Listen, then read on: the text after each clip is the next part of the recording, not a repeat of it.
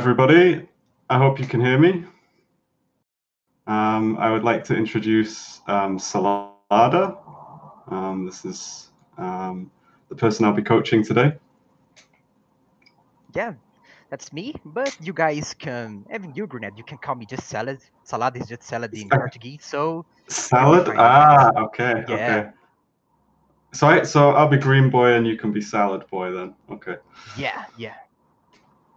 So yeah. So your goal today is to get to the pro rank. Well, no, we can try, but well, some just damn lined pockets players and even Blaze of Glory are quite annoying. But we can try. Right. Okay. Well, I mean, should we just jump straight into a game and see how we get on in the first game? Sure. Okay.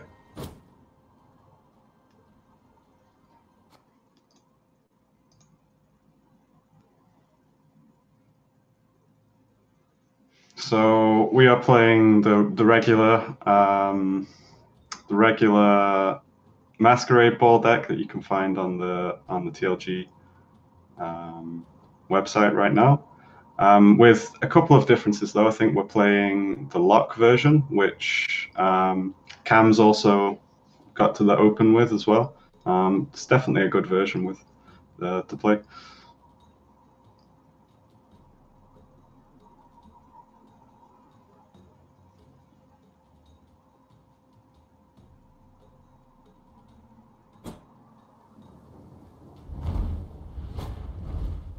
Oh, mobilization. Okay.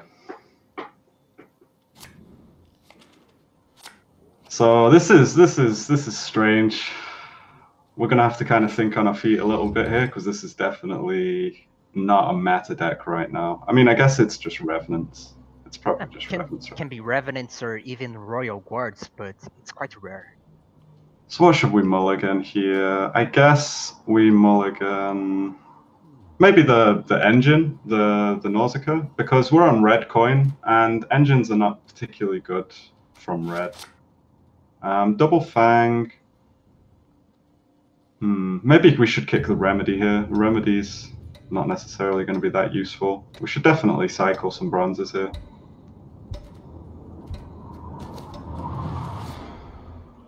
Okay.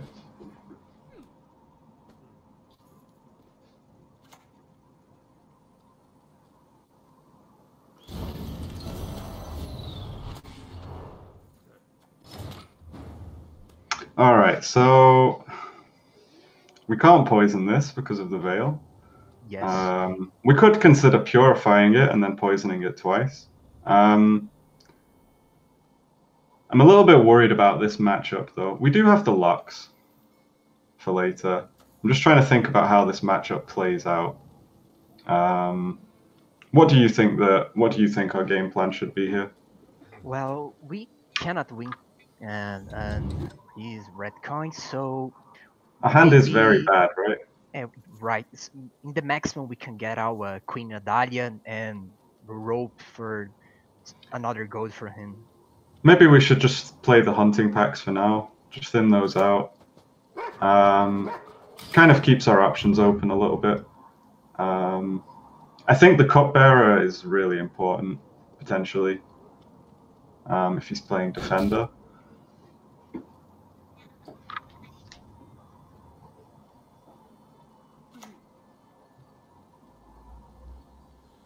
He's setting the board for forbidden magic, so we can Mm-hmm. put some revenants. So, I mean, we probably can't contest this round, right? With this hand. So we should just. I am a little bit spooked about him pushing us round two. I'm also a little bit spooked about what happens if he dry passes. I'm just kind of spooked in general in this matchup. But we can't guarantee that we win the game, but we can give ourselves the best chance, right? So I guess we just play the emissary for now. This joust could end up being pretty important. So we play Yeah, emissary. It's basically a useless value card, right? A shame I had more time. We might also consider just playing Cantarella. Like, we might randomly mill something good. I know it's kind of a YOLO play, but I'm just thinking if maybe we don't want these 1-strength spying units later. Although, we can probably answer most of his Revenants. He's gonna have Defender, he's gonna have Idaran, he's gonna have Archers. He could have a Villain Tretamurth.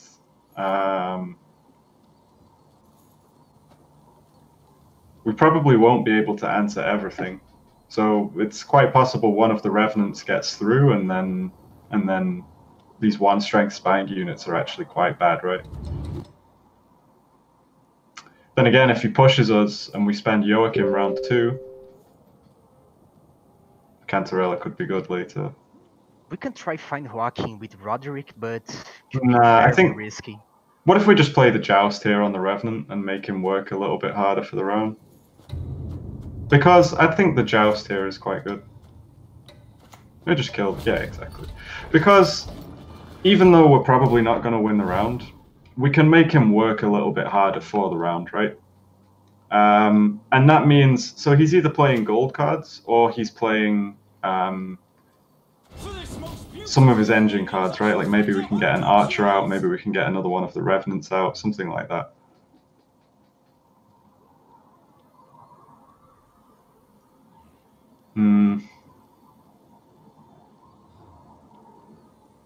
So do we go for the Cantarella play now, or do we go for...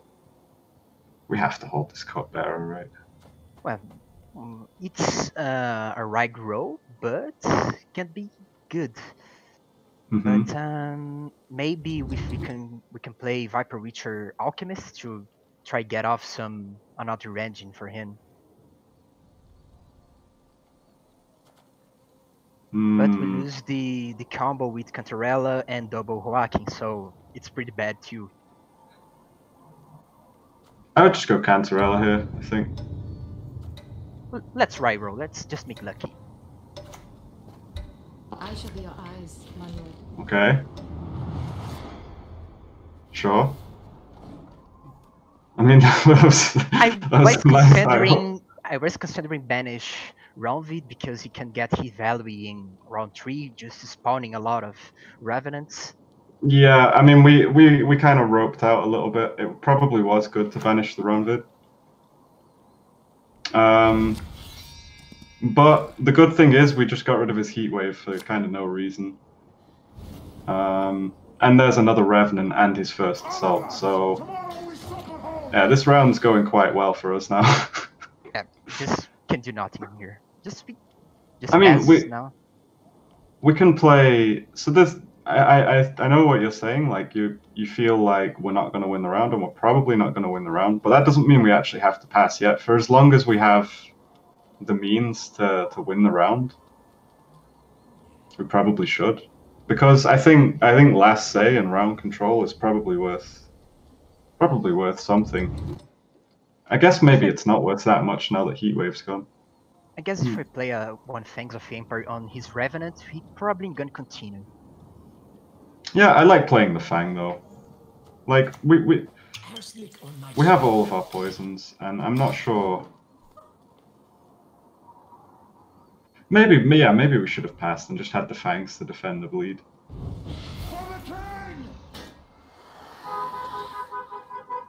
But then again, okay, so yeah, this was not a particularly good trade for us, to be honest. But if we play the other Fang, we're at 18. I'm mad. What is this list?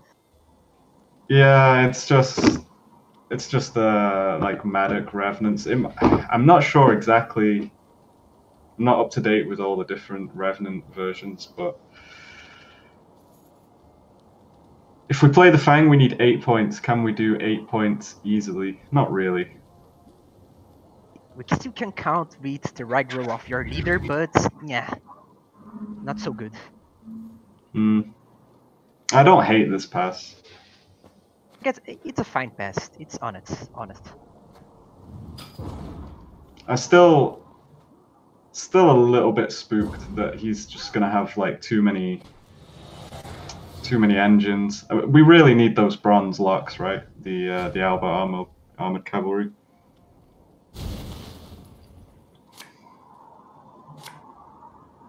Okay, there's one of them. There's Vigo. He could potentially get us another one. Right now, I think the Emissary is the worst card in the hand. Invo is quite huge.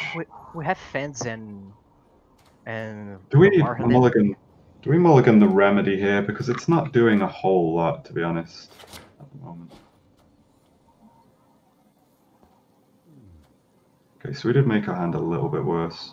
Like, we needed to cycle, right? We didn't want to mulligan the poisons, we didn't want to mulligan the Roderick or the Invo or the Lock. So, yeah, it probably was one of our best bronze cards, but...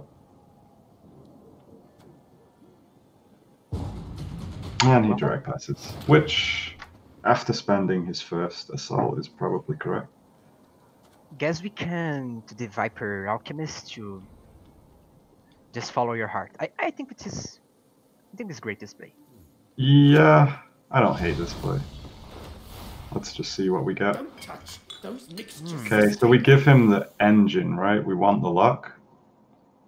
The luck is important. Because his engines are just so much more threatening than us, because his engines deal damage, and that means that our engines will die if his engines snowball too much. So we just prioritize answering his. Okay, Moondust is actually a good card for us as well, but we are definitely looking for some different cards. We need to think. So I think Informant should be the worst card. No, I think Moondust was a really good card there. It just kills potentially a Revenant or an Archer, but it's not the end of the world. We have 2 locks. Let's kick the Emissary probably. Yeah, okay, so we find Joachim. That's really good. And we have Brothens and Ball in the deck. If I go walking here, he's probably gonna me Big Tail Punish, maybe Scorch or Black Magic. I don't know this card name in English, but I guess he have it.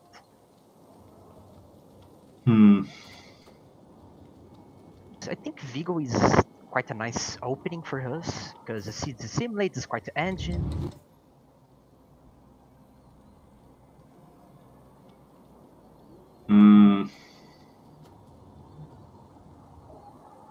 Yeah, you could go for the Vigo, but it can backfire. I think I would probably just play the Usurper here, honestly. Or Roderick, but we roped. Yeah, I think I would just lead with Usurper, because we might only be able to proc 1 chapter of the Ball now, but I'm not sure if that's such a problem anyway, because we have a loose Fang in our hand anyway. If he has a Defender, then we can Purify the Defender, and then we have a loose Fang. There are things in the universe of which even the sages have not dreamt. They charging? Ah, sworn stop him. Okay, this was to be expected. We have to decide when exactly we're going to use our leader. It would be really nice to find his Aneromancy or something like that. Or what else would be good? We have to think about how to get good value from the leader here. Obviously, we're going to play a Bronze Lock here. We just kind of have to think. Well, maybe it's not that obvious, but I think Bronze Lock here is probably just the play. Shut down one of these archers. We still have Roderick. We can get to keep the Grace, so Lock is just fine. Do we lock the 2 strength or the 5 strength? Might have been a bit better to lock the 2 strength, because we have no good answers for this 2 strength archer, right? Yeah. I spent it my mistake here. Because potentially we could have answered the 5 strength archer with poisons, but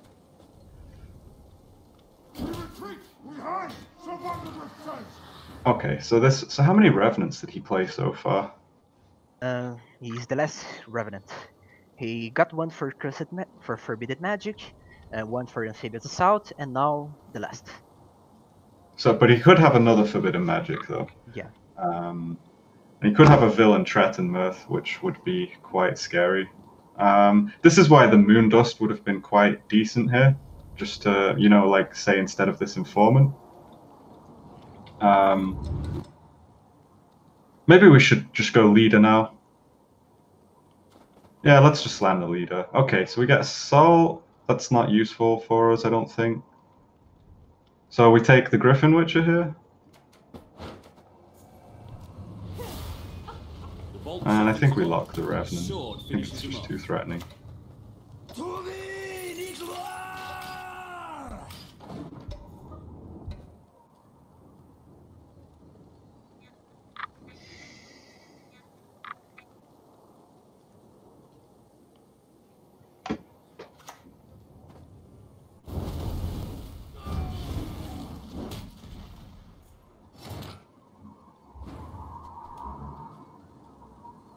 There's no way I can escape you Forbidden Magic now because we have the Archer and Usurper is setted.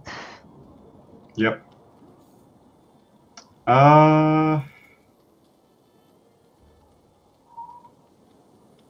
We can do Vigo and hoping he gets your 30 luck and block the Archer, but it's very right row.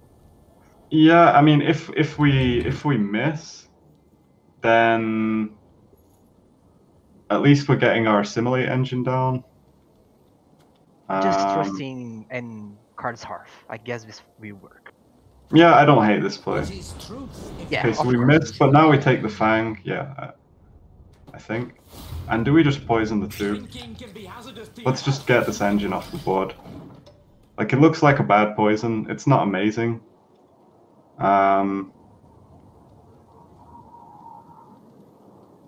Holding this Cupbearer for the defender just seems kind of... Yeah, maybe this was a mistake. Maybe we should have just poisoned. And just said that he doesn't have a defender. That was probably the line, right? Just Cupbearer. Okay, so he did have a Neuromancy. What's he going for here? Yeah, okay. So we're getting rewarded. I'm not quite sure. I guess he was trying to outplay us somehow, right? By not going for the defender right away.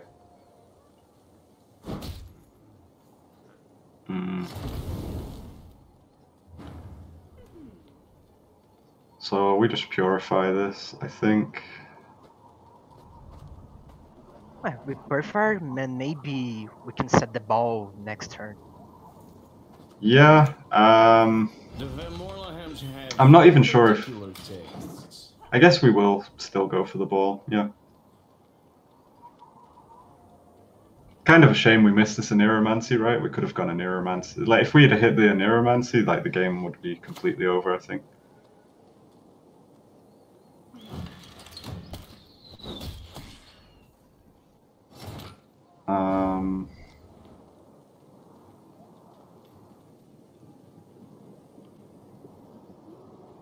Yeah, I guess we take our poison.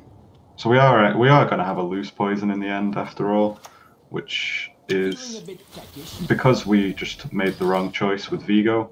We shouldn't have taken it. We basically shouldn't have gone for the Vigo on that turn, right? We should have just played the Fang from hand. Have a look at that, like falling stars. Okay. Whereas now we can Roderick maybe to find ball. Yes, we should go for the Roderick now, I think. Okay, that's the ball. My, the Van Morlehems, they truly spoil us. Yeah. This is not looking too good, is it? I think we got a little bit unlucky with our draws here, but we also... I think we definitely misplayed this at several moments.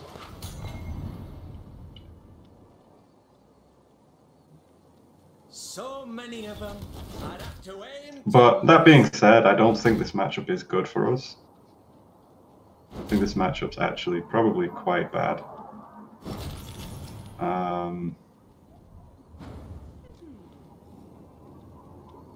So we just have to Joachim, and hopefully we just have to pray we hit the Menno, right? If we hit the Menno, we can proc both chapters. Oh my god. Let's go. Okay. Spog. We are back in the game. If we hit the Brathens now, then you're just a god gamer. Because we poisoned the 6 archer now. Yeah, we poison the 6. We just take the 6 off the board in one turn, and then we go coup. Nothing will stop us.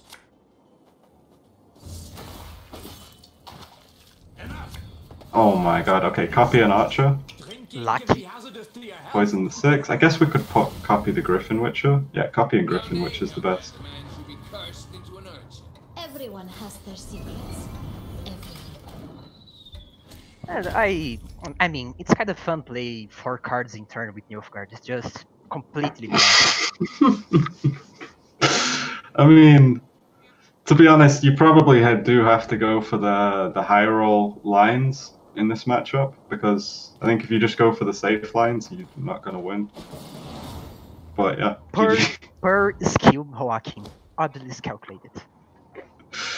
So maybe we should think about the game a little bit before we move on, because although we won the game, we did high roll a lot, right? We stole his heat wave, then we high roll. I guess you could say the Joachim high roll is not that much of a high roll, right? Because we were unlucky in the first place just to miss some important cards, right? Like coup, Masquerade Ball, Brathens, Menno, like these.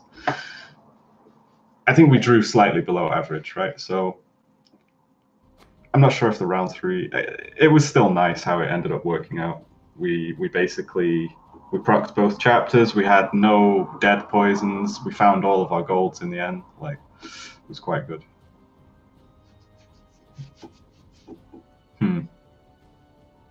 That was quite a match for a strange match for me, because I not use it to choose off meta decks. All the layer is just a Blaze of Glory and Aligned Pockets, and it's just because of that situation I decided, man, I just changed the Slave Hunters for the Alba Cavalry because we have too much engines on this meta, so I guess we should do this. But was a off meta situation we just roll, but it's Gwent, probably skill. Yep. Yeah, I guess we just jump into the next game. I don't think we played it that badly. It was not too bad. It looked like it was kind of a clowny game, but sometimes Gwent's just like that. Okay, this was the matchup you were interested in, right?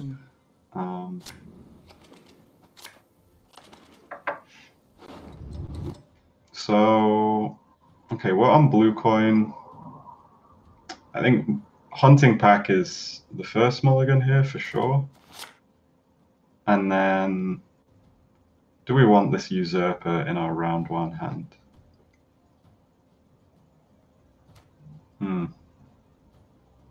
Probably not. I think we can just mulligan the Usurper. Okay. Maybe we should mulligan. It's actually not Cantarella, maybe? Is Cantarella good in round 1? Probably not. We get rid of it. Yep. Like, with Nilfgaard, you usually have the luxury of sort of just picking your hand. So people are often scared to mulligan golds, I think. Whereas when you have a deck which thins quite aggressively and has good tutor cards, then you can just mulligan. You could even like mulligan. You might be scared to mulligan your Masquerade Ball or your Usurper, but I think most of the time it's better with Nilfgaard to just mulligan so that you have a playable hand for round 1. Generally. I guess we just play Nausicaa and use Crystal Skull because we might be getting Slash, so... Yeah, I mean, let's definitely play the Nausicaa. I'm not sure if we buff it, honestly. I guess because it does give him like quite an easy Morkrog. But I guess he gets a good Morkrog at some point anyway. I do think he gets a Gutting Slash at some point as well. So it's not the end of the world. Although I guess the real reason to buff it is that after the Gutting Slash, we don't have a good play, right? Now we either have to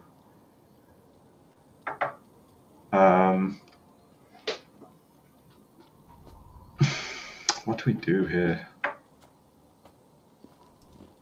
Joaquin gives him the Morkvarg, and I don't know. We have a lot of answers. Hunting pack is not good because no units. So Let's just go for the Vigo. Go for the Vigo. Try to find Emissary. Okay, we got the Emissary. That's nice. Like, if we had missed the Emissary, we would have taken Nausicaa Sergeant and buffed it, and then we'd have 2 engines on the board. Like, this Joachim's just too... Like, if you hit the dog on that Joachim, it just feels so bad. You could also hit Usurper. Maybe that's the... Yeah, I guess we should have kept the Usurper in hand. If we planned to go double Joachim. That's wrong. Hey, listen here. Listen well. So he's playing Scalds. Interesting. So it might not be a Devotion deck. It could still be Devotion with the discard package, though. So we kind of need to... I think against both lists, we're kind of quite interested in winning round 1, getting less say and stuff, or at least getting round control. There will be a lot of situations against Skellige where you are kind of just forced to pass at 7, but I don't think this is one of the situations. We can win the round here probably. So we have a hunting pack, so we can go on. Yeah, we go hunting pack here, and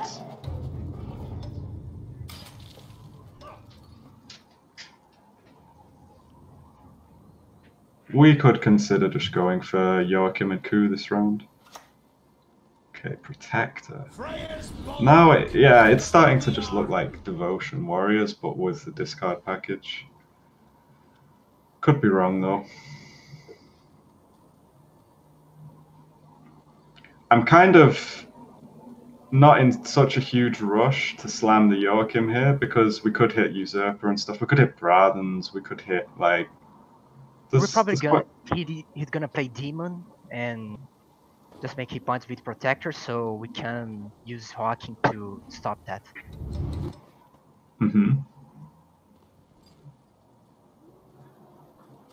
We could also just take the Joust here. This is fine.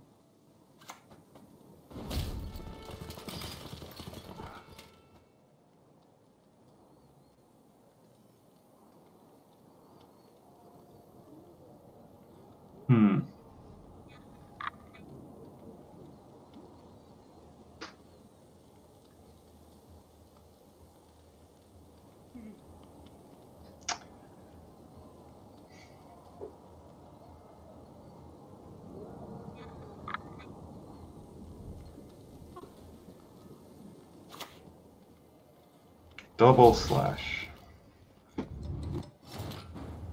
That's such a bad slash. Okay, so it's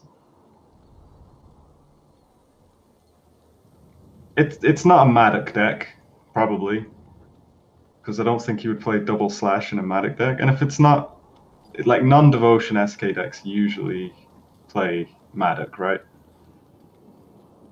So it should be Devotion. It's just Devotion Warriors with the discard package.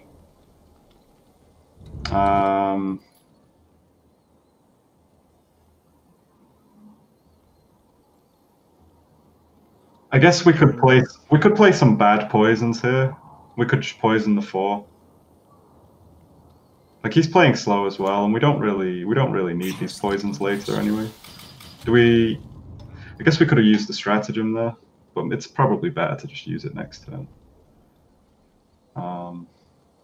In case he Morkvargs the Vigo now and sets up a Beagle,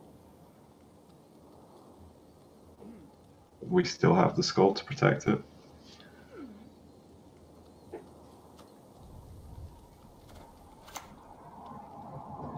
Another protector. This guy is just slamming the tempo, right? What is this list? It doesn't make sense. What is this hand and what are these plays? I mean, it's not his fault. His hand's bad, I guess. But I guess South America server, it's kind of exotic, right?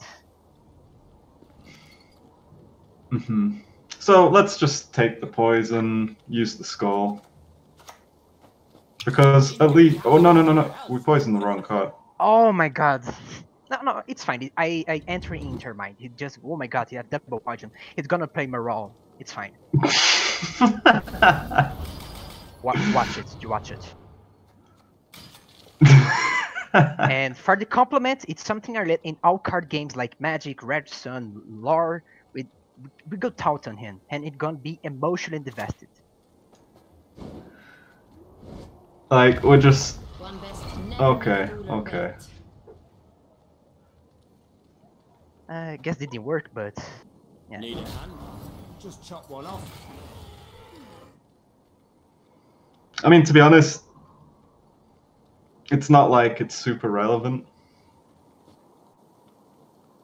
Because if we had 4 more points here, like, he can still make these points quite easily, but the difference might be that he would have to click the Kadooch to do it, or spend the gold card.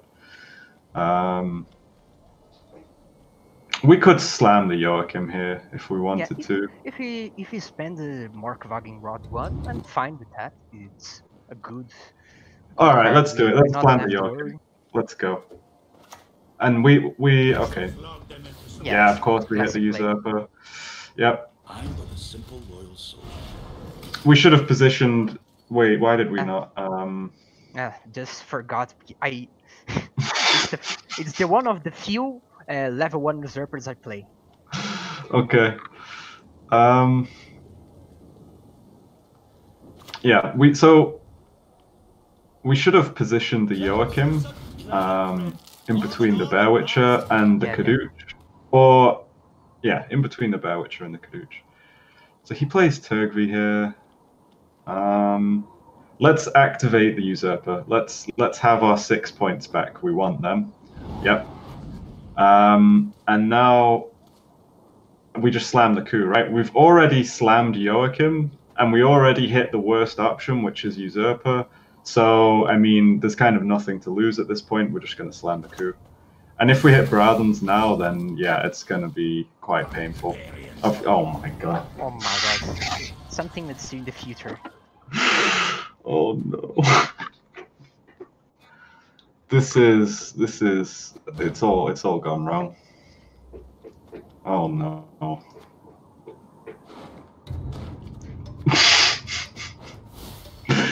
This is what I hate about NG. Like, the Usurper mulligan we made at the start of the round was definitely a mistake in hindsight. But I guess it just passed now. If you play Morkvagging, I'm fine. like, the problem is if he passes here, we've committed too much, right? We spent Vigo, Bradens, Usurper, like we've committed way too much to this round. And maybe he'll do something stupid like invest leader to win the round or something, which just makes no sense. Yeah, he's going for it. Okay, alright. I mean, you don't need to play well, you just need to play better than your opponent, right? Oh my god, I think he can take it. He deserves it. Yeah, I mean, that's what we call a pass. I do it for him. He deserves. It's a pretty good pass. I mean, we committed so much by accident that there's still ways we lose this game, but we should be okay. I guess the people in stream don't know, but and on this mat we are just creating content for another stream's YouTube. This is not a coaching. This is just a funny match. Yeah, it's just a content reel, exactly. Actually, he's a paid actor. So what do we mulligan here? Emissary probably. Do we want this ball in hand? Not with this hand, right? Yeah. Maybe we just have to be brave and keep it. I think we have to just be brave and keep it because we have so few aristocrats that we actually need this in hand in order to proc it with Roderick. So let's mulligan the informant, I think. Double lock. Okay. I mean, if I knew that we were going to draw another lock, then I would have set to mull the lock, but there you go. He is pushing. I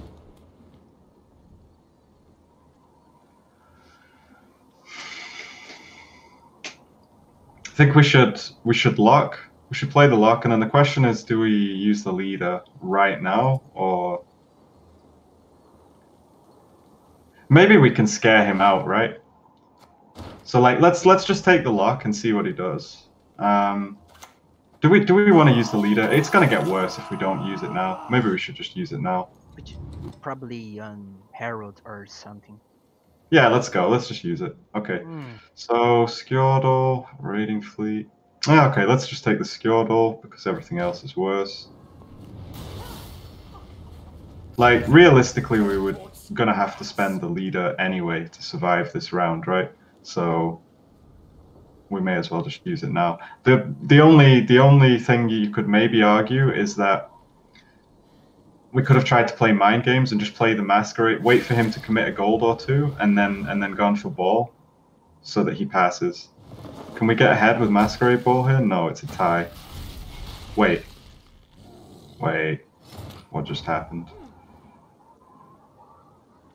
That was strange. I guess it made sense to click the totem, but why did he hit the armor?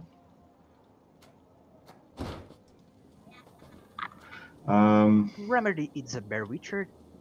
That's good. Yeah, that's good. Do we...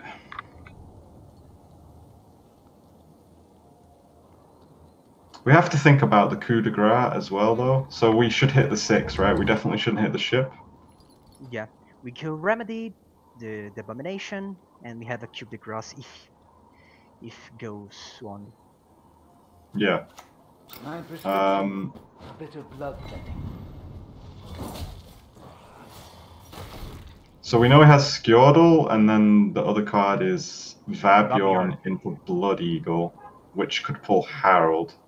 So I'm a little bit worried that he's just going to do the classic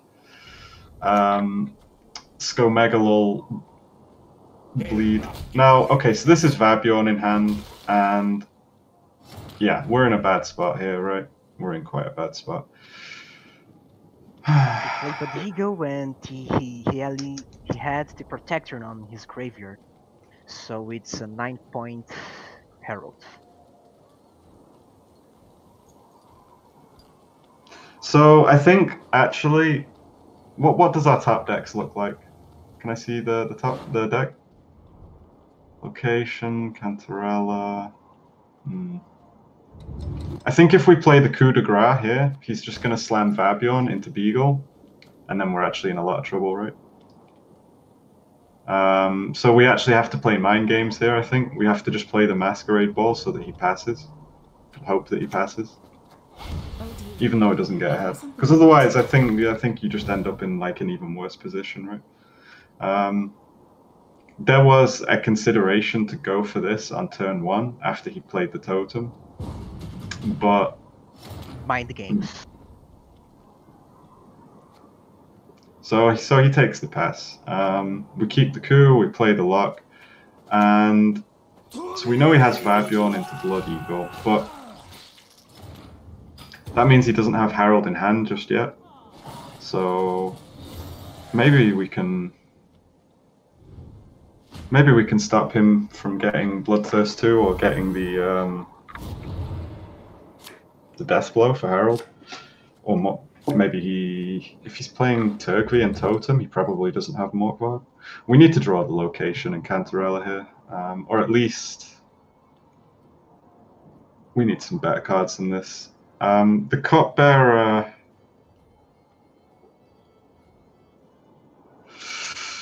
Yeah, I'm not sure. I think it's the Informant, yeah, and now an Emissary.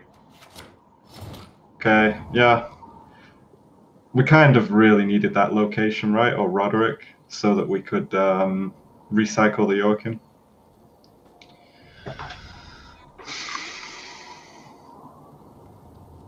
Or we can play Cantarella, get his rarity out, and win the game.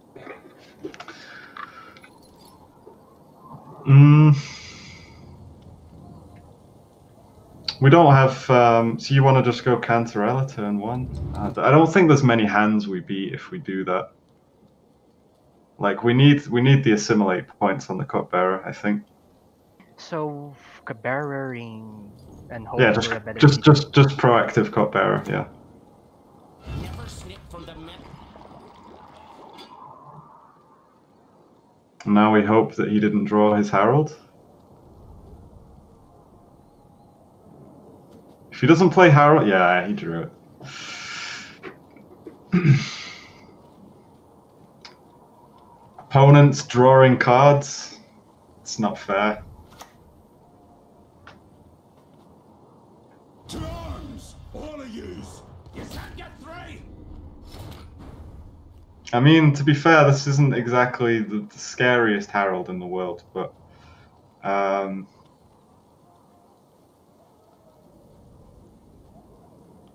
do we go Cantarella first, or do we go Emissary? In those moments, I think the most important thing is faith. So let's go Cantarella. Let us see. I would like to agree, but believing, you need some reason to believe, right? It's like Batman in Snyder Cut, right? We just believe. Okay, just believe, yeah. It's easier. Blood for Svalbard! That's a pretty good Vebjorn. I can't do What is happening? Are we we winning have this no- game? Also, our positioning on this Cantarella was actually bad, right? We just go Emissary now. We don't have need to coop Cantarella. So Ku on an Emissary plays for 7 points, 8 if you count the assimilate, but we shouldn't count the assimilate because Cantarella also. Cantarella should be better. I think we play the Emissary to the right hand side of Cantarella, to the right hand side. No. On the right hand side of Cantarella, to the left of Protector, yes. And we just buff the damaged card, the 5. Yeah. And we don't need to take the ping. Don't take the ping.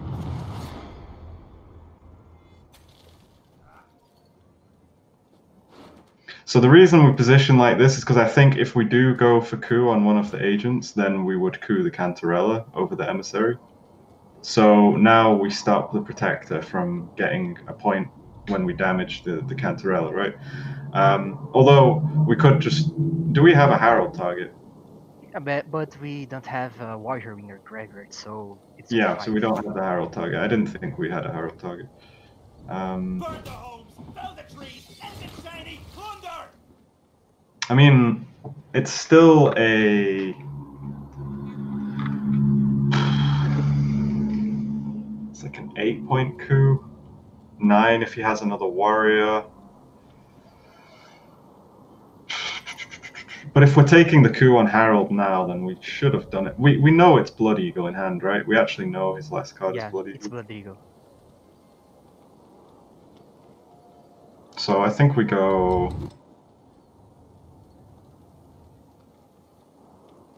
I think we go Cantarella. I think we take the Cantarella, yeah.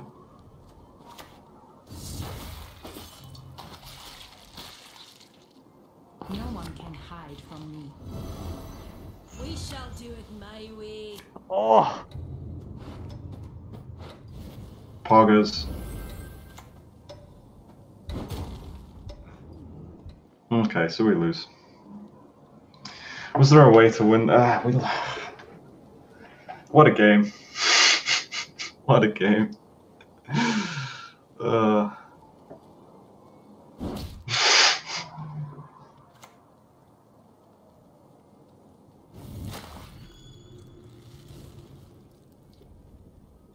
I mean, there was other cards he could have taken here, right? I don't think we were ever winning this with this hand, which is sad because I feel like his round 2 push was he kind of did that bit okay, but I think him going leader like that with ice round 1 was very, very bad, and he kind of got away with it just because of how unlucky Joachim rolls were in round 1. But we also didn't help ourselves by mulligan usurper. I'll hold my hands up for that one. That was just a mistake, I think. we can use the Spyro excuse. I did draw my gold, so obviously he were more skillful than me. So I mean, what? I mean, I don't like making excuses. I always prefer to see where you could have improved, where you could have played better, and only if I feel like there was nothing else could I do, that I just sort of go, yeah, okay, we need to get luckier. There was some things we could have done this game, right?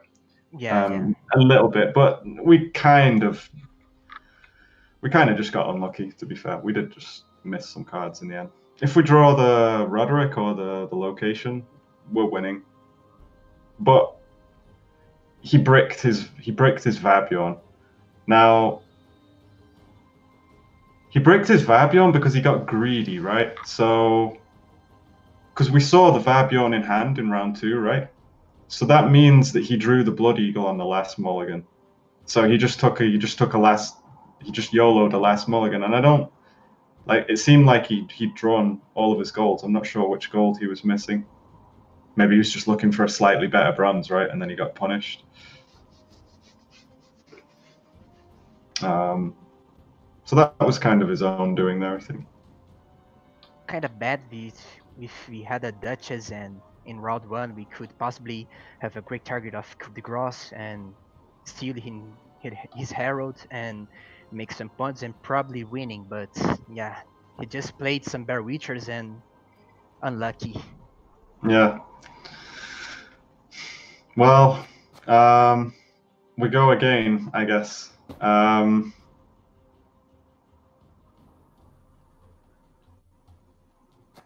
Yeah, Nilfgaard's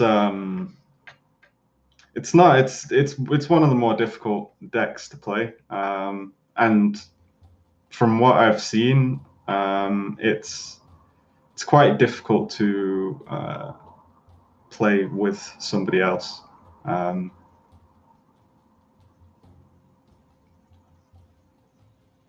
Like already, I think in one of the games was against the Revenants.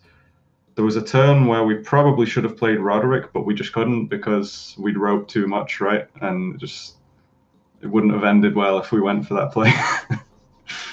But if you were on your own, you would have figured it out in time that it's time to play the Roderick. My relationship with Roderick, it's kind of complicated because some games is just I cannot play in round 1 because I need to find my golds in along round 3, and he comes round 3, I have no golds in my deck, so it's kind of problematic. Yep.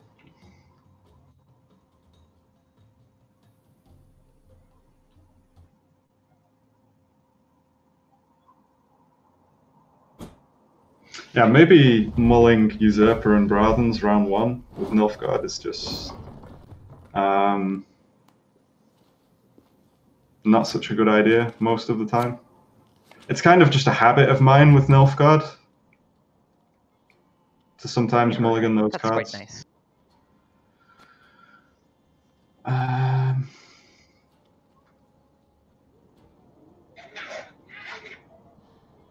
So a mirror. We probably mulligan one lock here. The poisons are nice. Red coin's kind of nice. Honestly, this hand's pretty good. We don't want to brick the dogs. We could mulligan the dogs, but then we would just really like to thin them this round, to be honest, because they're going to be so bad later. Like, we really...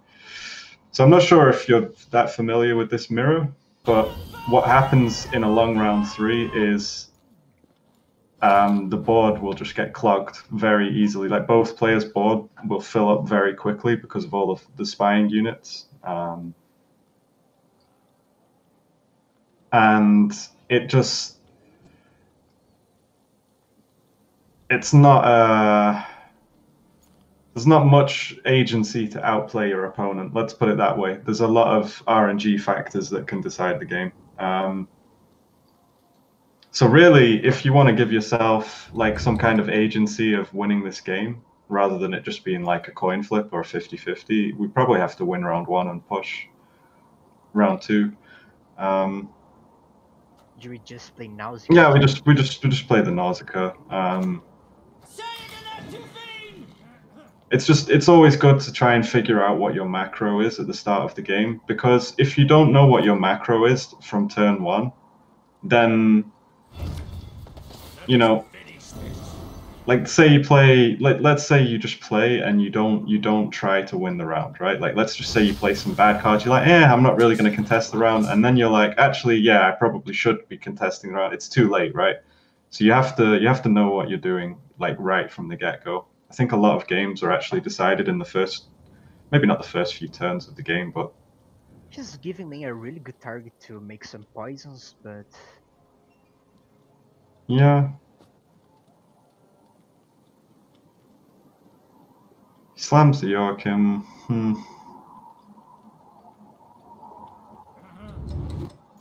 We could purify this.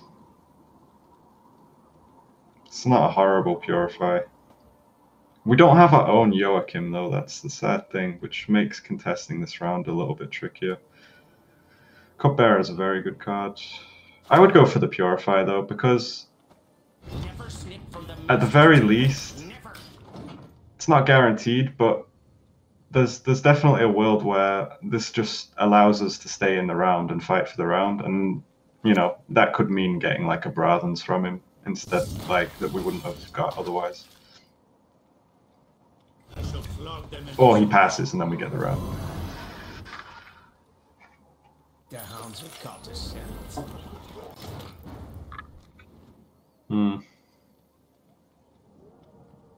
So 22 points already, and he has a slight engine advantage, but he does have 2 tall targets for Invo. At some point, I think we're just forced out this round, right? It's going to be very hard for us to stay in this round. Would you play one Fang of Empire just to CTR him? I think you're probably going to keep going. What if we just thin the hunting packs here? It's good too. Thin the hunting packs, and then I think probably we could maybe consider going Cantarella and Coup, just to sort of fish. Oh, wow, okay. So that's actually really good for us that he did that, because now we can just Cantarella the Joachim, right? Yeah. And that just allows us to... I mean, do we have to do it right now? Let's not get too excited about it. Yeah, we don't have. We can... So we're 18 points down.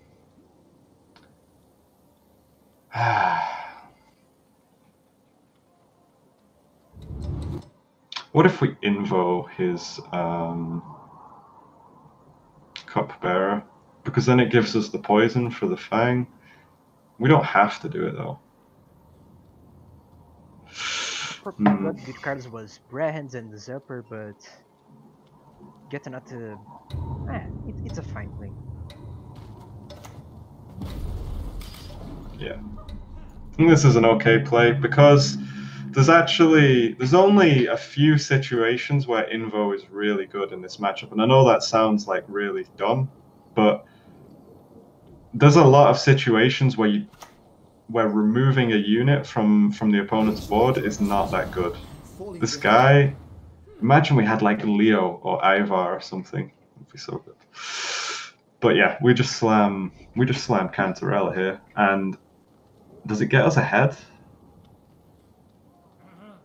We play one and Hawking and We get double assimilate proc, so it's 3. It's plus 10. I think it's not enough by 1.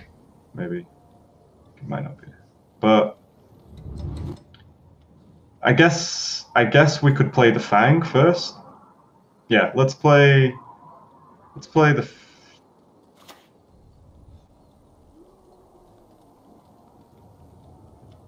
Whatever. Let's just slam the Cantarella. Just slam the Cantarella. YOLO. Let us see. Because if we and we poison the 11, right? Front row. Oh no! This is my fault. I shouldn't have. I was thinking about purify the nausea. No, it's my fault. Yeah. I was like, play the just Fang, right row Vigo because he will get me another Fang of Vampire. I trust no. him. Yeah. It's bad, but we win. Okay, it's not the end of the world. We just BMing here. It's like, all right, I'll take the pass. Yeah. What a nice guy. We can play another Cantarellus and hoping get you an Usurper or even a Ball.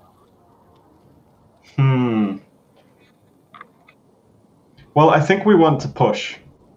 We do want to push, and the advantage that we have is that we haven't even played our first coup yet, and we haven't even played our first Joachim yet. So, because we just played his Joachim with Cantarella. I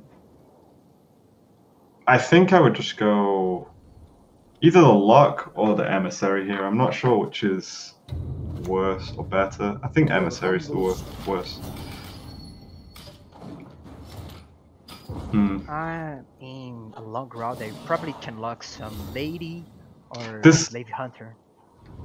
This matchup this mirror is like really complicated. Actually, it's very complicated, but it's also it's almost like the matchup is spoiled by like just RNG factors, because if they weren't there, it'd just be like a very high skill matchup, I think. What do we mull here?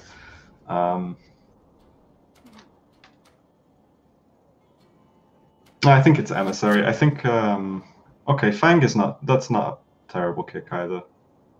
But now it's kind of got to be the Emissary, right? Okay. So Menno is just pulling a Joust.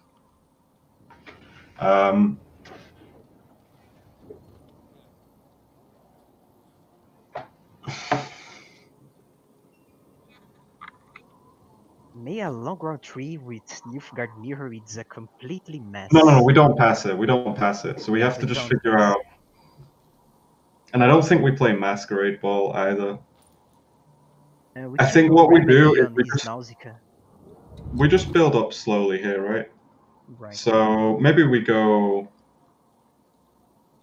Informant here and just take an engine. Oh no, wait, what am I talking about? Remedy and take an we can get Remedy and get Nausicaa. Yeah, okay. So that gives us a proactive play. A bit of bloodletting.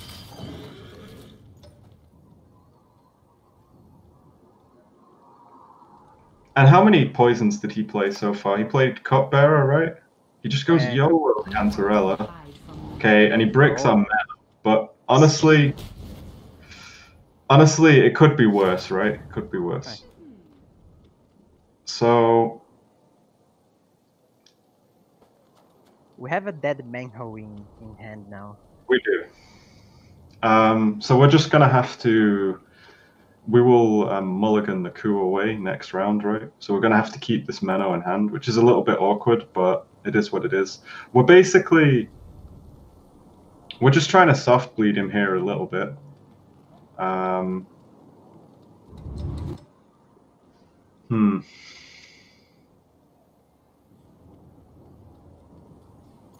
Maybe we should just go Vigo here. It's a little bit YOLO, but like, what else can we do? You will not regret this, sir. Ay. Take the dog, right? This is so bad.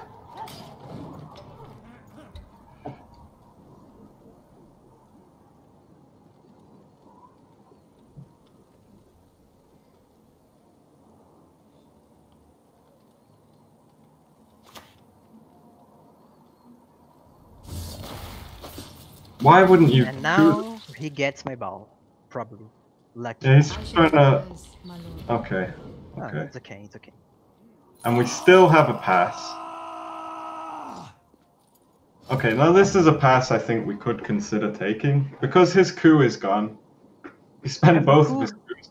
No more Cantarella location, so Like he actually has no Joachims now. He has no coup, meh. and it's only an 8-card round, so it's possible that the boards will fill up, but it should be manageable, right? Like it's not going to be too And bad. with bans, we get cube back in our decks and pray for man to do something.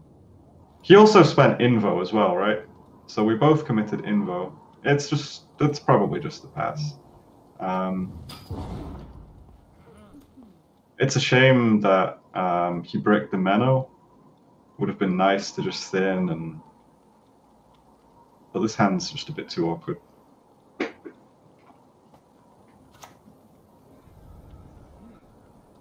That's quite strange. Excuse me? It's not Spessy, is it? Spessy just like sniped us.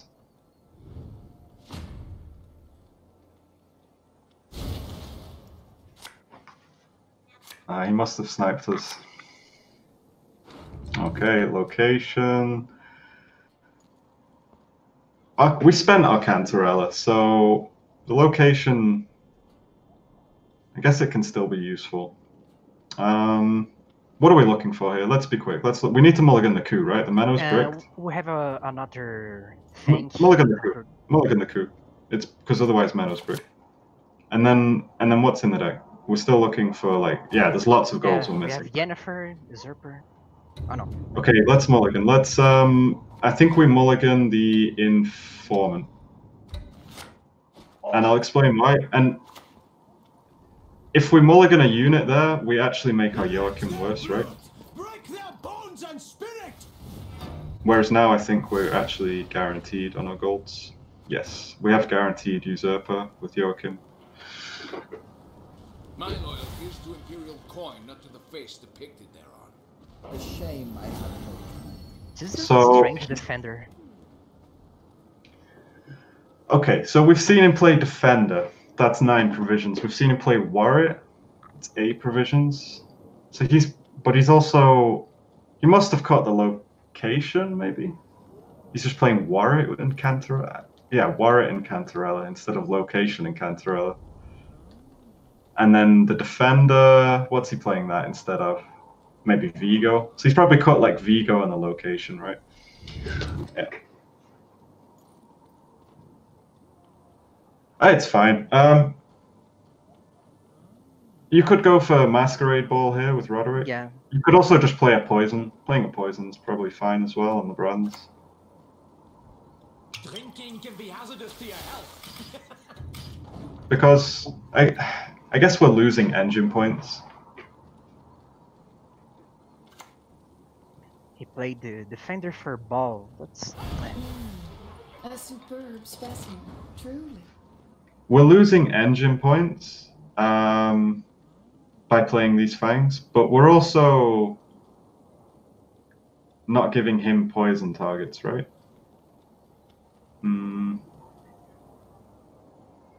we can just take the Breton's out with the second Fang, and he not gonna exist some good targets for poisoning for him.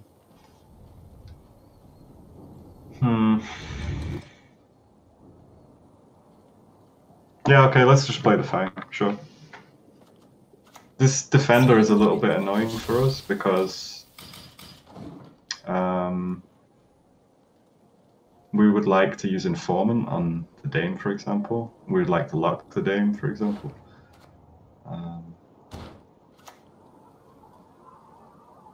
Yeah, and we're probably just going to miss all of his goals, right? Into an urchin. Maybe we should have gone for an earlier leader. Behind. Guess we can But go bow now. it's probably time. Yeah, it's probably time to just go Roderick into ball because, I mean, we could also play the Deadlock, right? But it really, it probably doesn't achieve anything. It's just bad, right? Let's just go for the Roderick. Yeah, we probably slightly misplayed at this, but okay, we take the ball. Do we? I don't think we lead it here. No.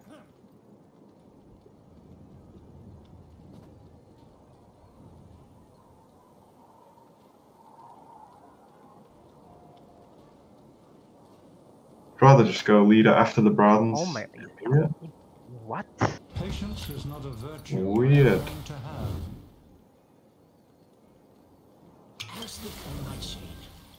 Okay. So now we actually have an informant target, which is nice. So we can go Bradens here, copy the Fang, poison the defender.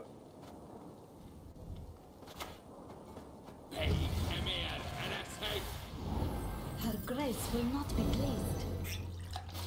Slam the leader. Oh, that was the leader turn because we should have leaded earlier. That's what I was trying to say. I think we probably just misplayed this round by not going for an earlier leader anyway. And now we've definitely left it a bit late, right? Because he's going to play his usurper here. He might not even have any golds left. Maybe he can play usurper Roderick for complete his ball, or a Fergus because well that's you. Yeah, I think we can definitely expect to just see 3 bronzes when we go leader now. But so one of the good bronzes that he could have for us is informant. So maybe we want to proc the. Yeah, we go Joachim first, right? We play Joachim first. Poison the defender.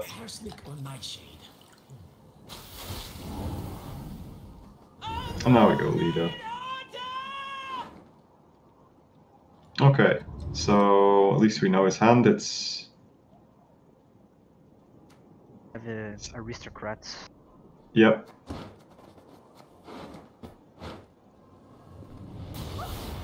They're actually going to be quite huge.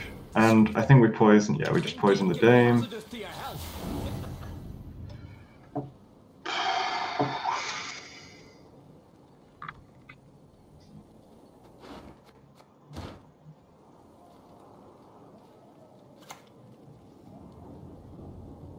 Your humble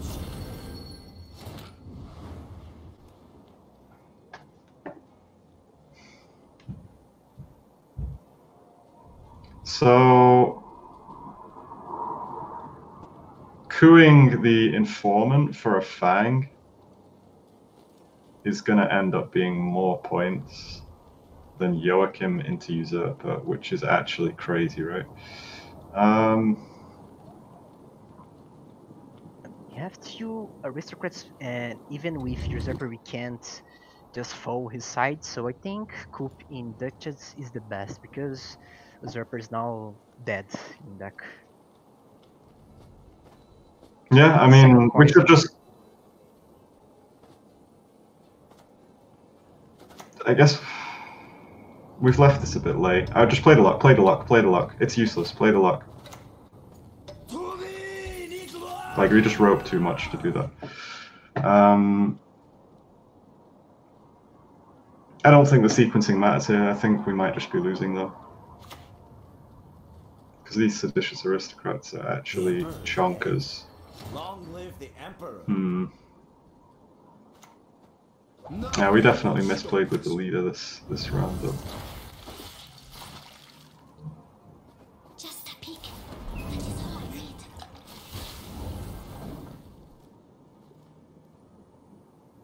Yeah, it's really close though, isn't it?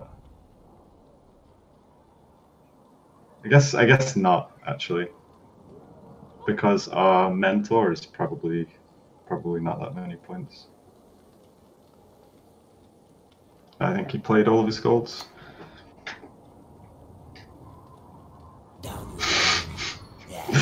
Nilfgaard Euro. Yeah. Like, this is kind of cheating, right? Strike fast. Needed no chance to react. 16 for 5. It's not bad.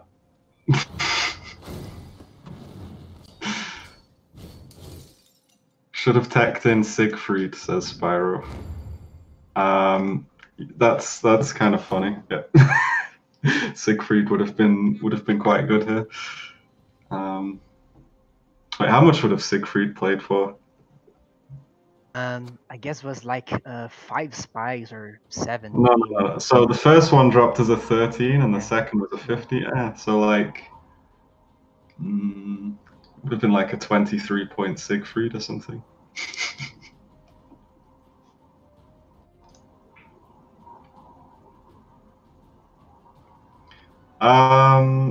Yeah. So could we have won this game?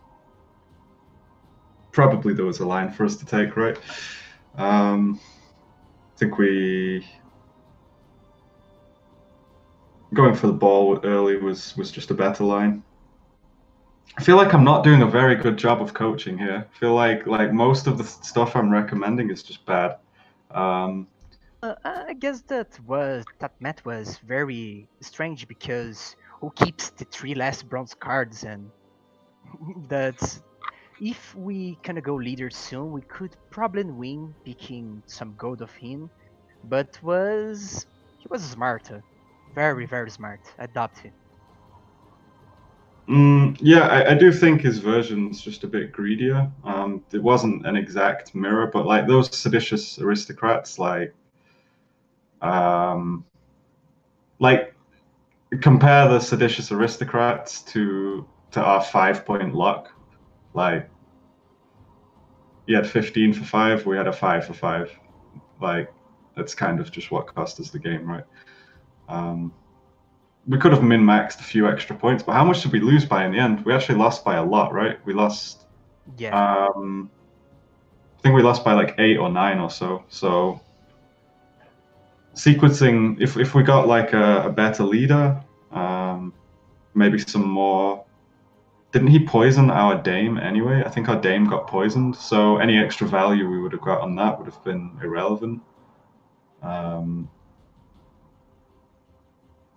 Yeah, would have been hard to win the game regardless of what we did there. I don't think we played round 1 and round 2 that badly. Round 1 definitely went well for us. I felt like we were in a really good spot in round 3. We should have just been favored there, so I'm not sure if it's just his version just being a bit favored, like the seditious aristocrats, which are basically gold cards, or just us misplaying. But not a terrible game.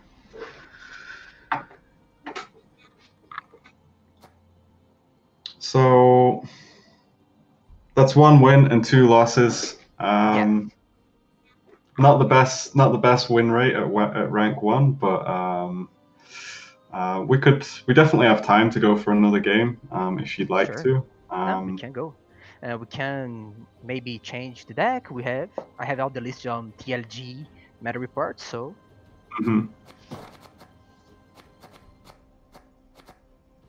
We can exist in Nilfgaard and make 2 wins, 2 losses, and just sleep with your guilty dreams because he did your best with Nilfgaard. Yeah. So Sheath, we couldn't lock the Emir at the time because of the defender.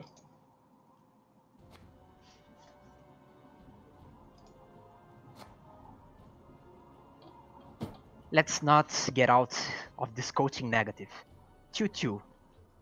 And like the game 1 with Cantarella, let's have faith. It's the most important thing.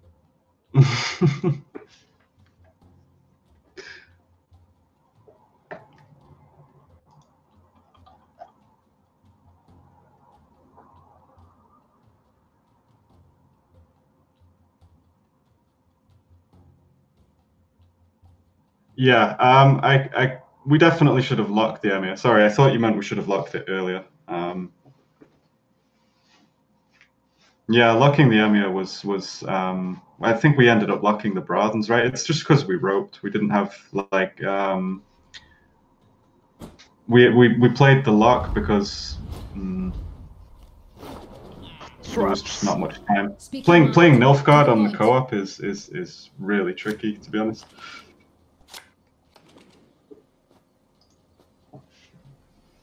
And we're against traps. So this matchup is interesting, I guess.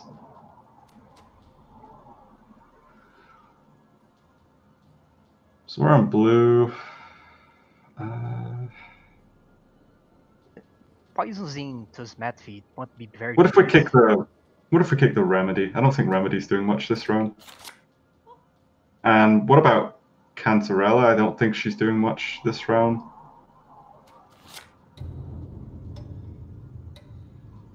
We could mulligan the ball here, but then we risk bricking. We could keep the hand. Maybe we keep the hand. So like I would often mulligan Masquerade Ball or Usurper round one. But I'm not sure that this is one of those games where we super need to contest round one. Maybe it is. But I know that if we go to like a 10-card round, we should win. I think he's just got his board is just going to get too clogged. Unless he mulligans his Feign Death, but then he probably just doesn't have enough points. So yeah, we just play the Nausicaa. He should play. Should he go Pitfall or Serpent Trap here?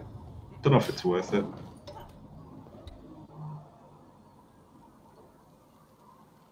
Maybe he has a different way to kill the Nausicaa.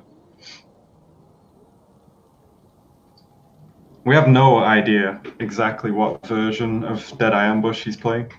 There's so many different versions. Can be traps or the classic only elves. Yeah, but like even within those, so you've got like two sort of distinct versions, right? The traps and the non-traps version. But even within those, there's like a bunch of different builds that you could be playing. Even pay. Whoa, Madoc? Okay, so we maybe he bricked his Madoc. It seems strange to me that you would ever play this card and not play Madoc, you know? Because if you play this card,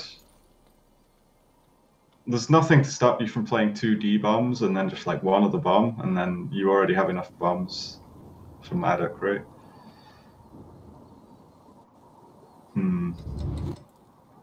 Maybe he just likes the Banish Bomb for like the Syndicate matchup or something. It's probably. Can go Vigo here. It's the best we can do now.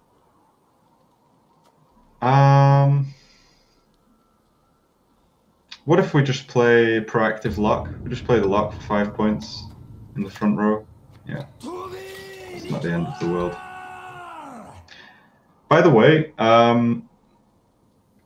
I think I usually run Skull in this deck. Not Skull, sorry, Lamp instead of the Skull as the stratagem. Because I find that it helps you with proactivity in some situations. Like you can use emissaries on it, you can use the joust on it if you don't have a proactive play.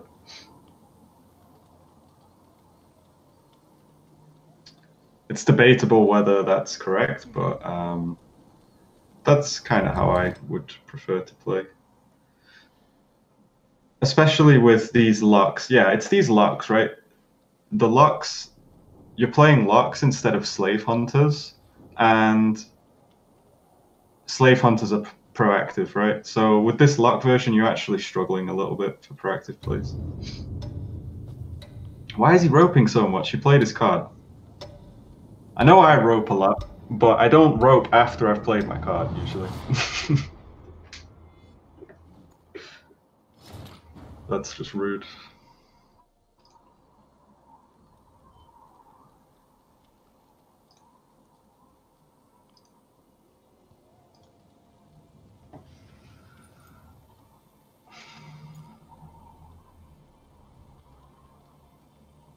So I guess, I mean, it's probably just an incinerating trap.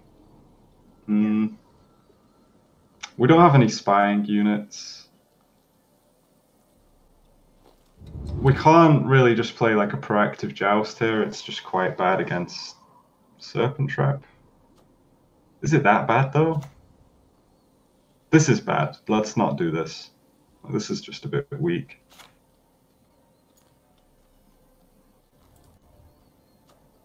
Just the buff is, yeah, kind of meh. Let's go for the joust, sure. Let's just go for the joust. I know it looks kind of clowny, but as long as we don't lose uneven here, then I think it's worth it. That's probably the best way to say it. Like, he's gonna get insane serpent traps in this game. Like, it's not like this is the best serpent trap, to be honest. Just slams the Hattori.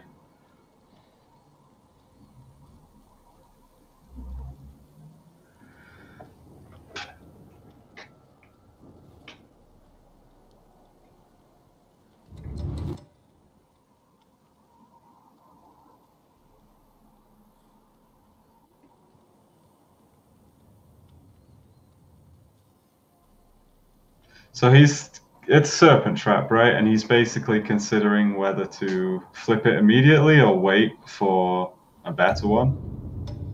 I think that's why he's roping now. I have no idea what's going on. Maybe there's just something going on IRL, right? And he's like making his move, and then instead of just ending his turn, he's like running off to do whatever it is. Probably somebody like arrived with pizza or something. Either that or he's just rude. Who knows? So what do we want to do? Like, what? Problem against this matchup with Travs, we can be. My version with Lux is not proactive, and he don't play units, so that's kind of annoying. Yeah. Look, why don't we just play the Fang here? Let's just play the Fang. It's not like we're actually getting much better poison targets, and we don't even have to follow up with the poison. We're basically just doing this for the status, and yeah, exactly.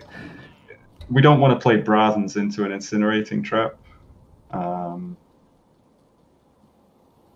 At least we can thin the doggos now.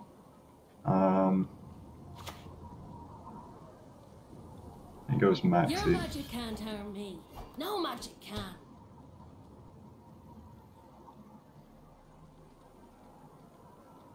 Okay.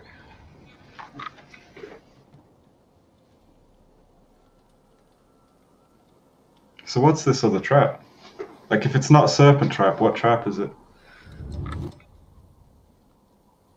It's gotta be Serpent Trap, right? On, and he's just remove traps from the game. It's something like Yu-Gi-Oh! Just placing down my cards. Come on, that's not funny.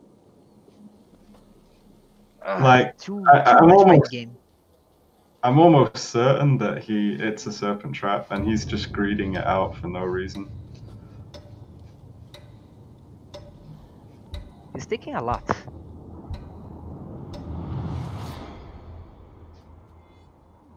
Yeah, okay. Easy hunting pack and use the skull. Easy doggos. Easy doggos, but we use the skull, right? Because I think we at least want the option to pass, potentially, soon.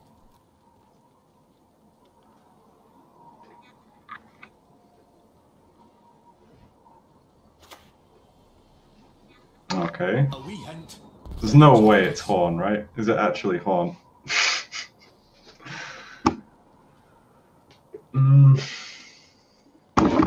Oh, it could be. Maybe he's using the Bamboozle version with Horn, but it's strange.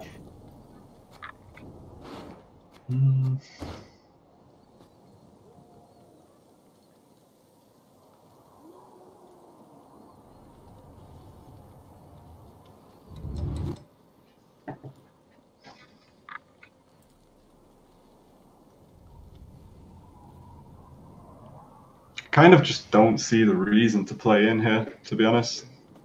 Like, it's a safe pass. Like, we can pass here, right? Yeah, it's a safe pass. But I just don't see the reason to play in, to be honest.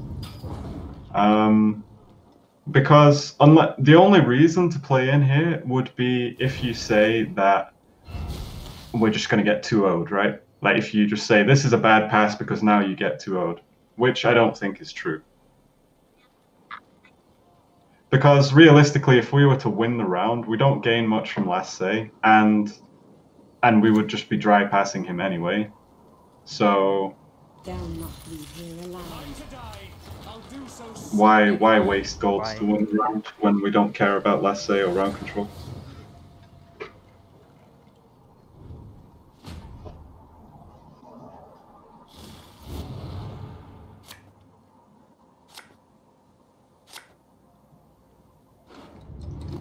There's some. So the Fang is a bad card. I think that's maybe our dry pass. Although we could also dry pass with the location. Okay. Do we? Which card's better, the Emissary or the Remedy? Probably in one of our goods, of course, and the Nausicaa for be an engine. So let's kick the Remedy. The Remedy is quite useless, right? The Remedy is useful. We can pick a Pyrotechnician. That's not good. Oh. Hawking, that's good.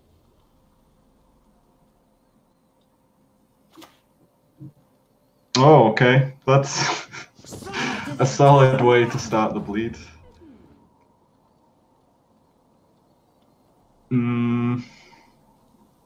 This is I don't know why our opponent's doing this, to be honest. It seems I think if you're gonna push here with elves, like push properly, right? Just play Feign Death turn 1.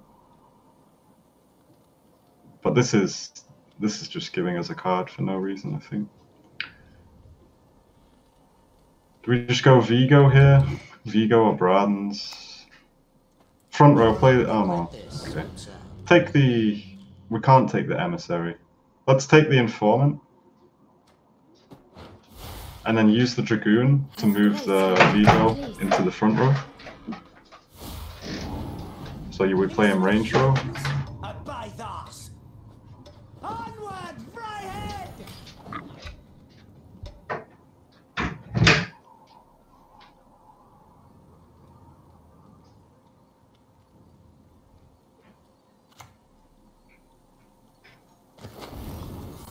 And now the Madoc. So he did have Madoc in hand. And he was just break round 1. Okay, so this is probably like a more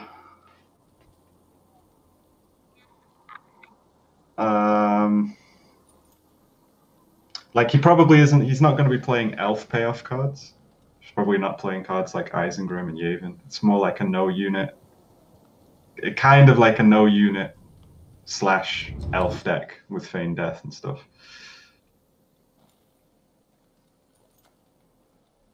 I think we can do Joachim.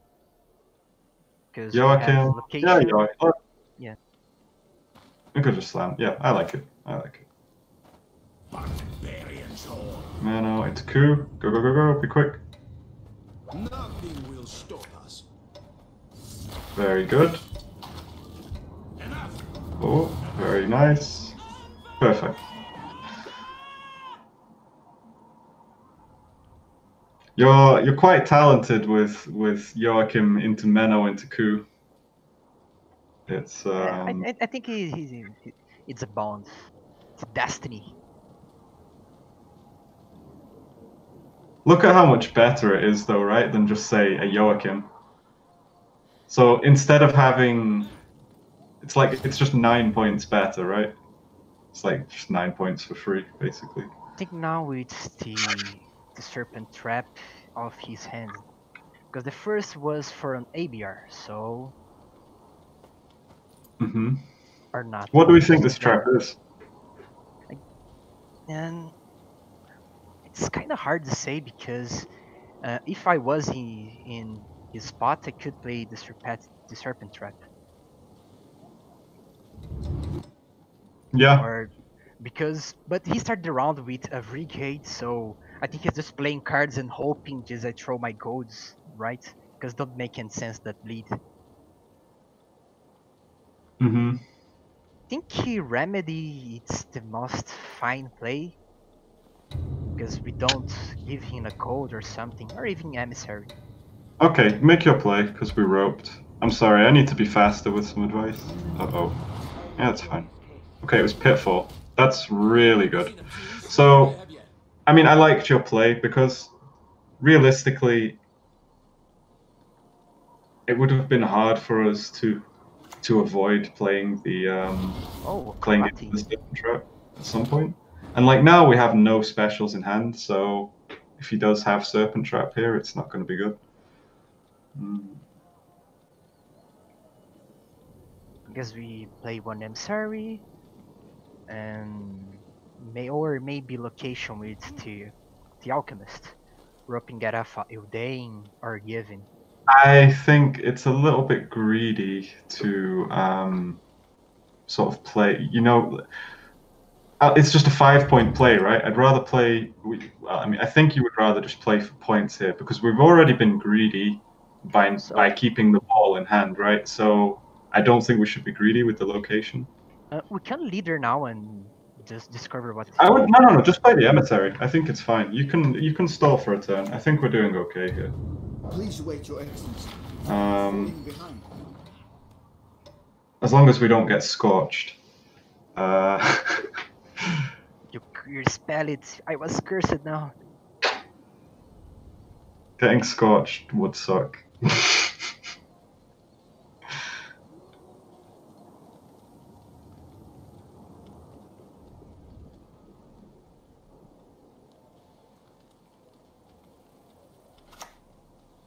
Kiaran. What this guy is doing?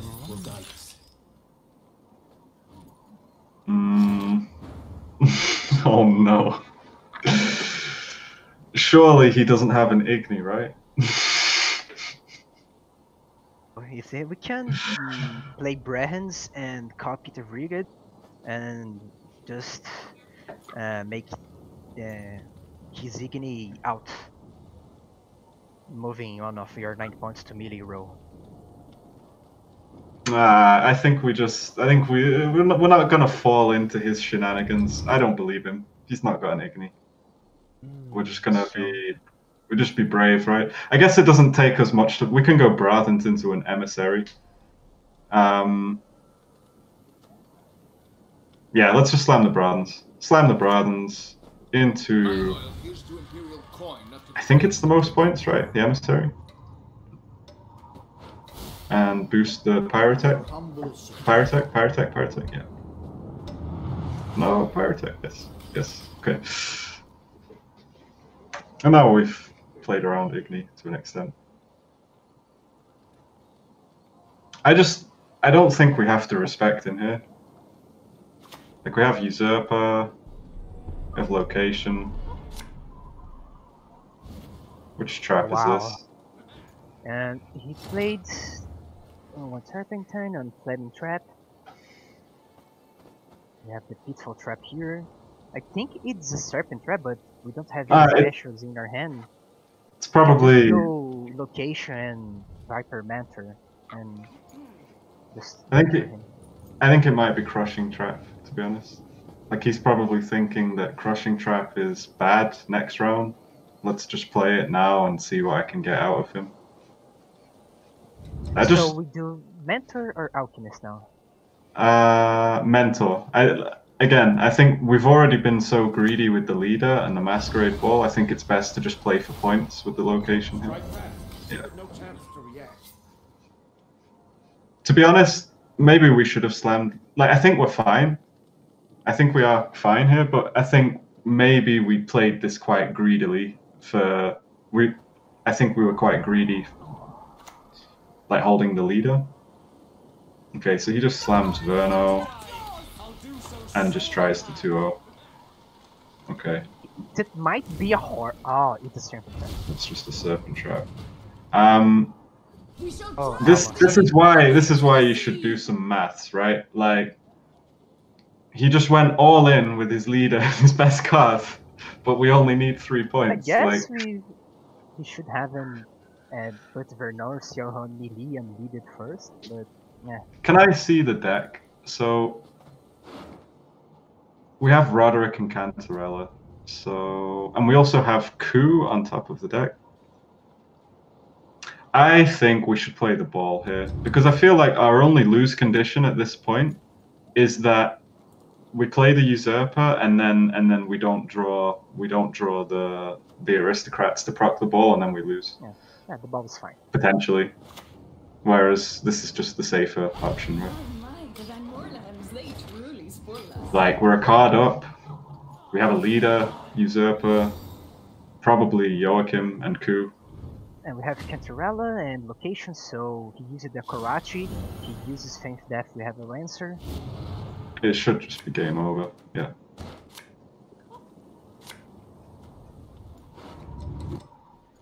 Yennefer's gotten bad in this situation. I would mulligan the invocation and mulligan the lock. Okay. So yeah, like if you imagine we'd kept the masquerade ball, we could maybe lose here, right? Although we know he has a Neuromancy in hand. Yeah. So if we, well, presumably he has the Nero, unless he just mulliganed it, which honestly would maybe make some sense. But so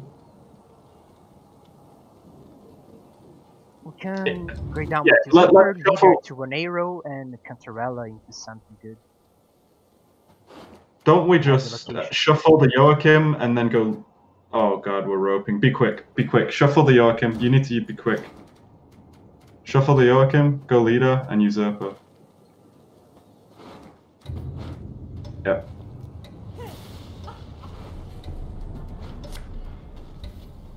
I shall be your eyes, my lord. It's gonna discard. Click. Oh my The god. Moorlands have Okay, at least it didn't discard. Ah, it's fine. This is what I mean. Co-oping with Nilfgaard's just a nightmare. Even Joaquin is shocked now. But it's fine. It's just extended BM. Oh, what? No. I mean, is it me that's roping, or is it just? Maybe it's just me. Maybe it's all just my fault. It's probably my fault. You get your Usurper now, right? Or C-Sec. Yeah, we just jam the cards, right? As long as we avoid discarding, I think we should be okay.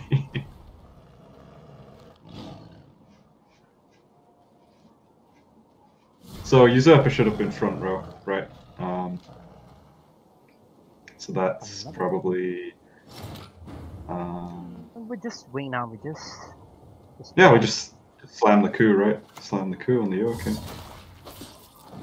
Okay, we have no units. Oh, we have no units. Wait, no, we do. We do. Wait. What just happened? See. Hello? It purifies. It purifies. The RNG of a Merlins, it took a barrier, he just purified the Joaquin. Are we actually losing this now? No, it's just fine. Oh, no, it's fine. I think. It's fine. Fine. It's fine. Content creation, guys. Content creation. Mm-hmm. Like, A shame I had this no was just perfect. Perfect game. Like, I tell you, have faith. 2-2. Even we make some BUNs like taking too long to make the decisions, just work it. Like Yeah. Crimson. like I think it was quite a big thing in most of the games. Was just sort of, it's hard trying to communicate this because Nilfgaard, there's so many different options, right? There's so many different things to consider, and I guess I think even when you're playing on your own, you kind of have to limit how much time you spend thinking, right? Like, because Nilfgaard is like a snowball playing because you pay Cantarella, can goes to Hawaki, and maybe go to another Brahans and summon Mars agents, and you pay like 4, even 5 cards in one turn, and you get a bit of lost. So you need to think fast when playing with Nilfgaard. It's nothing like, well, not being toxic, but if you're playing Arachnas or something, you just throwing units in the camp and make some points. Pretty skill, but yeah, not here to judge. No. But I hope that these games were useful somehow. Even though some of the calls I was making were wrong at times, it's good to make mistakes if you can still just identify it as a mistake afterwards, right? Because then you can learn from it. But like the worst thing to do is just make mistakes and then blame RNG. Yeah, I don't know anybody who would do that, but like that would be the worst thing. Was just a bunch of small details like leader soon in her match and the setting setting on warrior in your graveyard uh, to copy the Scalig Herald and make some points, but I think it's not something you are just you're not doing this every game. Every game situation, even the mirror match was eccentric listed. He was using Emir and Defender and Fergus. So some things you just learn in playing because was not the net code deck was be grabbing some sites. No, you just have to play the game and adapt to the lists. Yeah. But I think overall your instincts with this deck are quite good. Like I don't think you'll struggle to get to pro rank.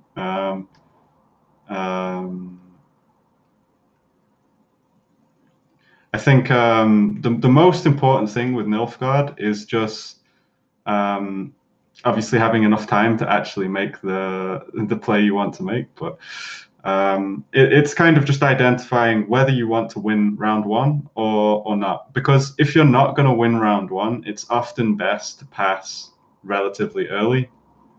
Like if you're playing against a deck which needs to bleed you in round two, a deck which has to bleed you in round two, you often want to pass at like 7 or maybe 6 or 5 because you just want more time generally to set up your engines, and it also there's a lot of synergies between the cards, right? So like your poisons, and just the end, like the assimilate engine itself will snowball as well in a longer round. So like in short round twos, it can actually be quite awkward for Nilfgaard. Like if you have a dysfunctional hand, right? Like maybe you've got like a masquerade ball that you can't proc, or like a coup that has no targets, a loose poison that's not doing anything, stuff like that. Like you can have really awkward hands. Because and something I learned with this coaching was the lock was quite situational. Maybe I'd go back to the TLG original meta. It's could be fine. Yeah. Slave Hunters make the proactiveness. In some riders just where I just play a 5 lock because it was your opponent was doing nothing. So this was really bad. And so I think the assimilating situation was better.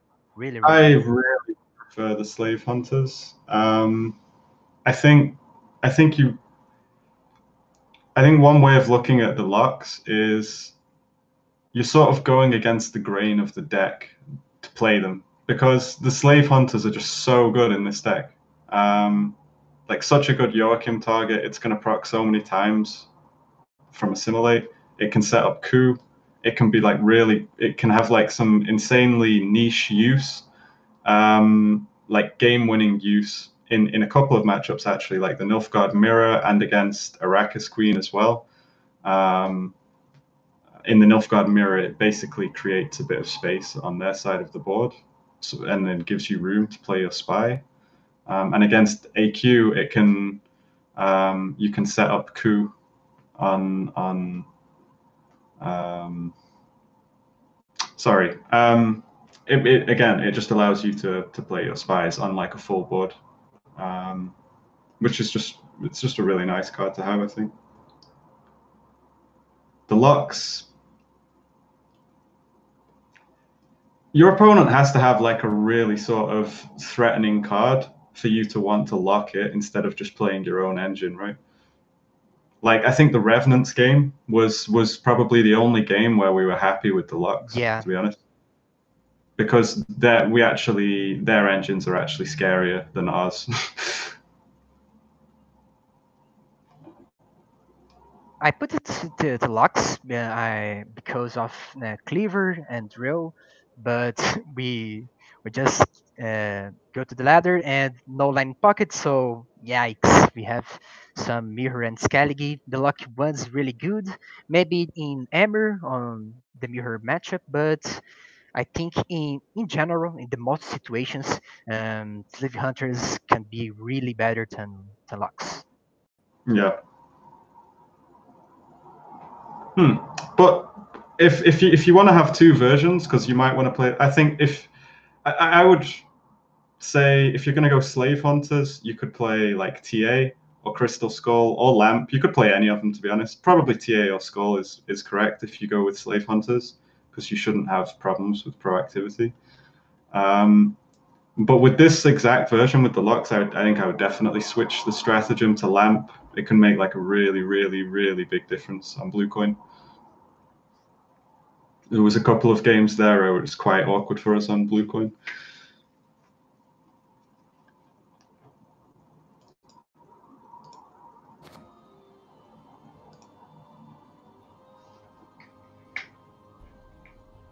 So,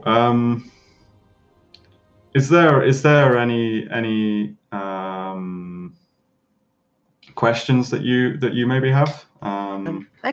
Actually, I just really happy just to being part of the coaching lesson.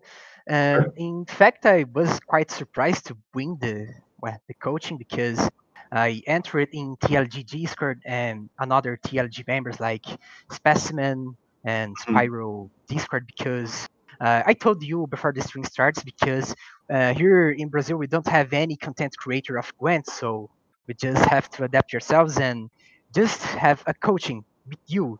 And I look is very quickly on WeChat and I see Spyro, Pageable, and even no a lot of peoples of TLG watching me. I was, oh my god, those are my senpais on Gwent and they are watching me. I kind of nervous, but Yeah. all right, I just make my gameplay as I always do, and I think you I did a win. great job. I think you did a great job. I think like most of the misplays and the roping and stuff, like it was honestly like all my fault.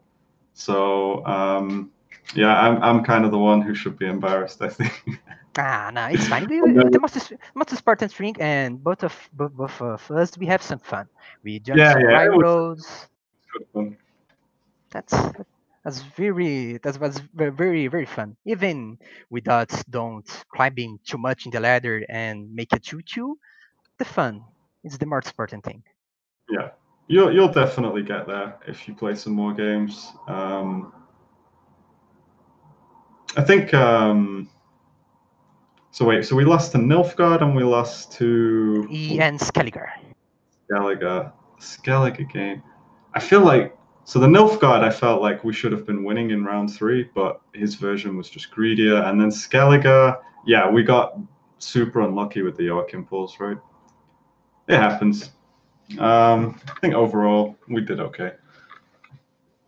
And one something I have learned on this coaching is the positioning of my spies, like and the location for Squality and Protractor. I always like to play somewhat fast and almost and just make my turn quickly, so I can't give my opponents time to think. But it's kind of not so good anyway because I just played my spies in a really fast way and that using to break their formations. So it's something what you told me that I have to learn, and it's a small mistake, but it results in a true 3 points. But you can occasionally lost the game because of 2 or 3 points. So I have to pay more attention on when I am setting the spice.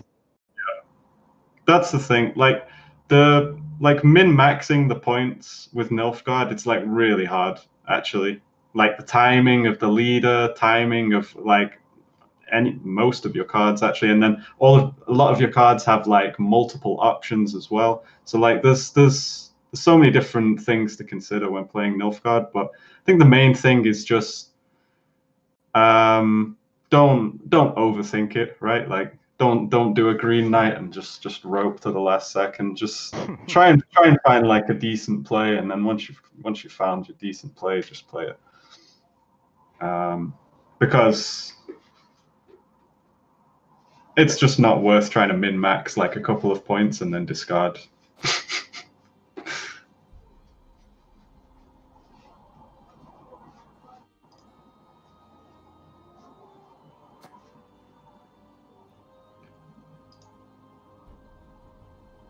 So, yeah, and I guess. in your opinion, can I just keep it existing with the double cross Nilfgaard to get pro? Or, I mean, just trying another top tier deck like Lined Pocket should be great to get the pro quickly. Yeah, I think you should have no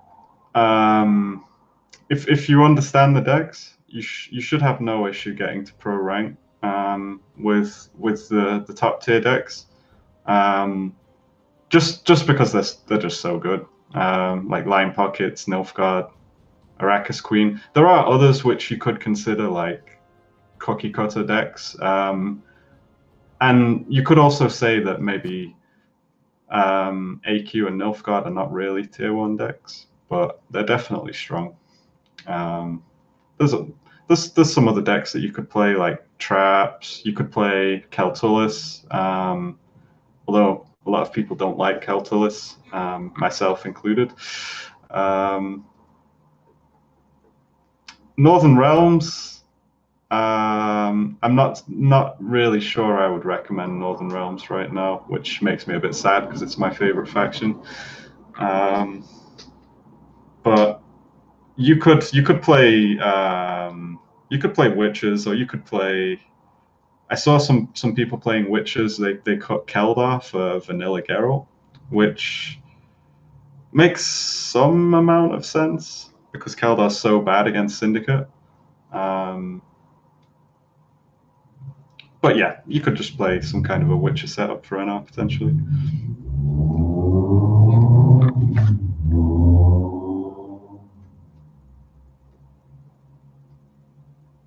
But yeah, I think that's probably about it for the coaching session. I'm not sure what else to add.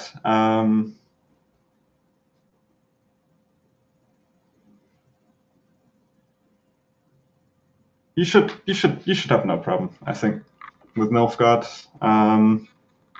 But yeah, there's plenty more lists on the TLG website, and you could always DM me if you want some help with a particular deck or choosing a deck.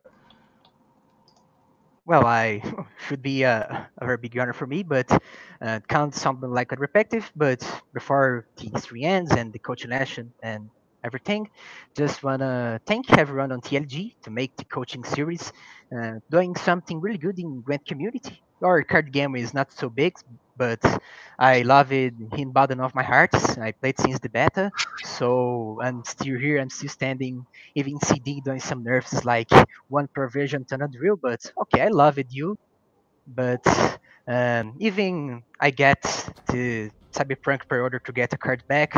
That hurted a lot, but I still love you, CD. And I think it's just that. Thank everyone from TLG, everyone in chat who had patience to watching this coaching lesson because that was my first time talking with someone in English because I'm from Brazil, so I hope that's not really bad and sounded like I don't know a baby talking with adults. So I think it's that. I think you did fantastic. First, I just want to say that was a really wholesome message that you gave. I'm sure everybody appreciates that, and I would like to say thank you as well to the people in chat. I hope you enjoyed watching. But yeah, like that's super impressive. I thought you spoke great English, so that's like really impressive. But yeah, I hope you enjoyed it, and I hope you take something away from today as well.